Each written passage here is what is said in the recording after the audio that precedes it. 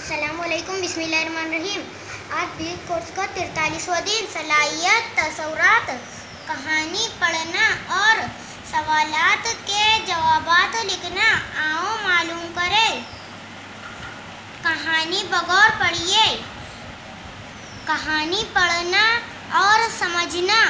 तक़सीम। फाख्ता और चींटी। नदी के किनारे एक पेड़ था। पेड़ के नीचे चींटी का घर था। पेड़ पर फाख्ता रहती थी। एक रोज चींटी नदी में गिर गई। फाख्ता ने उसे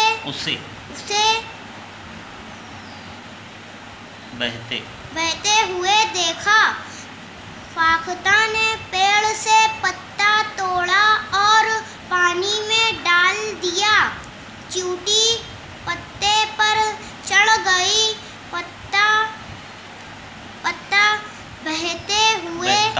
बहता हुआ किनारे तक पहुंच गया। चींटी की जान बच गई।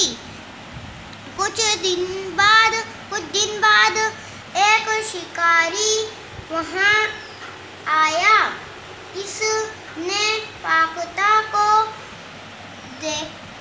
देखा। अपनी बंदूक निकाली और फाख्ता की निशानी लगाई। फाख्ता का निशाना लगाया। चींटी ने देखा। इसने शिकारी के पैर में काट लिया। शिकारी का निशाना चूक गया और फाख्ता की जान बच गई। सच्चा दोस्त वही है जो मुसीबत में काम आए। आओ अहलियत पैदा करें। सवालात के जवाबात लिखिए। चींटी का घर कहाँ था?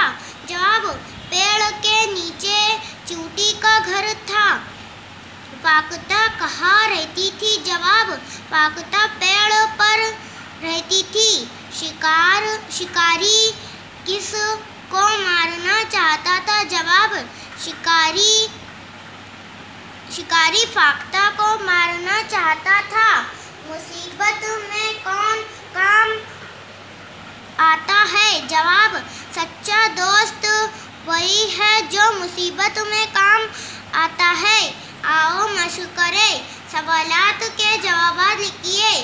नदी में कौन गिरा?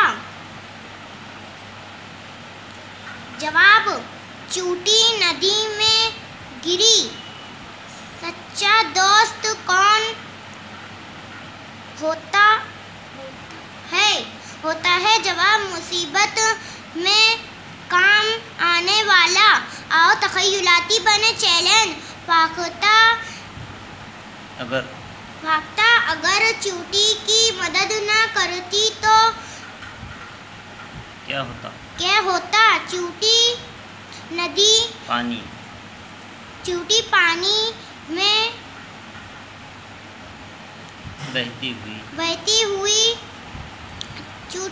में बहती हुई डूबकर मर जाती। शुक्रिया।